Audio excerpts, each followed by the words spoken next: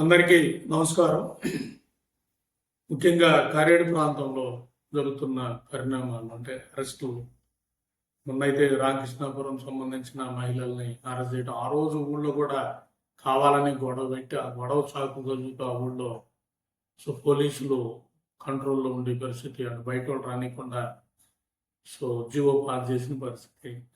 దాంతో కంటిన్యూగానే ఆ గ్రామానికి సంబంధించిన రైతు అజిత్ రెడ్డిని అరెస్ట్ చేయడం. అతని గతంలో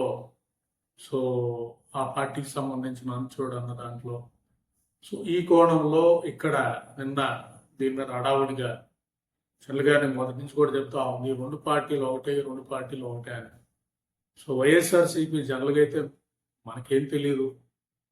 ఆ కేసు విచారణ జరిగి కోర్టులో తేలిన తర్వాత నిజంగా ఏంటన్నది కోర్టు నిర్ణయించాలి.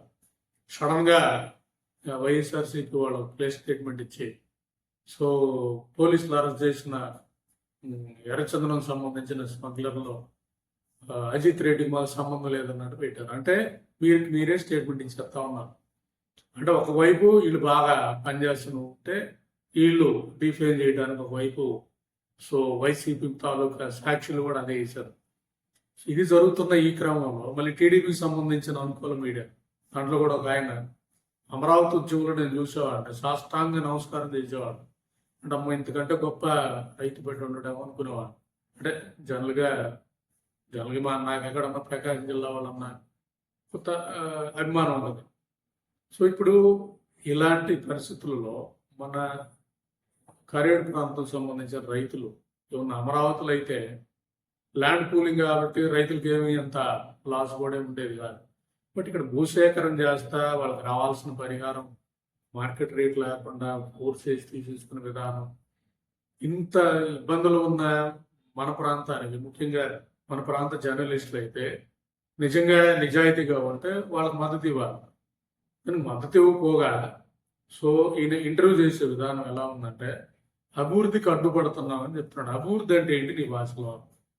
అంటే గ్రామీణోపాధి 70% 80% పని చేసుకునే వాళ్ళందరూ పనులు లేకుండా చంపేసి సోలార్ ప్లాంట్లకి ఇచ్చేసి విశ్వేశ్వరరెడ్డి లాంటి వాళ్ళకి ఇచ్చేస్తే వాళ్ళు ఇచ్చే ఆరాకర జాబులతో మనవాళ్ళకి రాకుండా ఎక్కడి వాళ్ళకి వచ్చి వీళ్ళందరూ పారిపోయి వలస వెళ్ళడం అభివృద్ధి అని అడుగుతున్నారు. డెఫినేషన్ ఉన్న అర్థమవుతుందా? రెండోది దాంట్లో మెన్షన్ చేస్తూ కరేడుకి సంబంధించి స్మగ్లర్లు నడిపిస్తున్న కరేడు ఉద్యమం అని పెట్టాడు.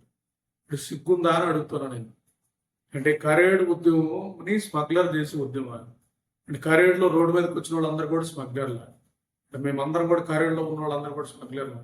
అంటే సోమనాథేశ్వరరావు స్మగ్లర్ అయినా, కొరి వినయ్ కుమార్ స్మగ్లర్ అయినా, మిరియం శ్రీనివాసరావు స్మగ్లర్ అయినా ఉందా అని అడుగుతా ఉన్నాను. మీకు మేము చెప్పదలుచుకుంటున్నది, మీ పేమెంట్లు ఏవైతే వస్తున్నాయో తీసేసుకోండి. ఎందుకంటే మీ చరిత్ర నాకు తెలుసు, ఎవరెవరిని ఎలా బ్లాక్మెయిల్ చేస్తావో నాకు తెలుసు. కాబట్టి ఇవన్నీ కాదు, రైతుల పక్షాన ఉంటున్నాడు లేదా గమ్మకన్నా ఉన్నాడు.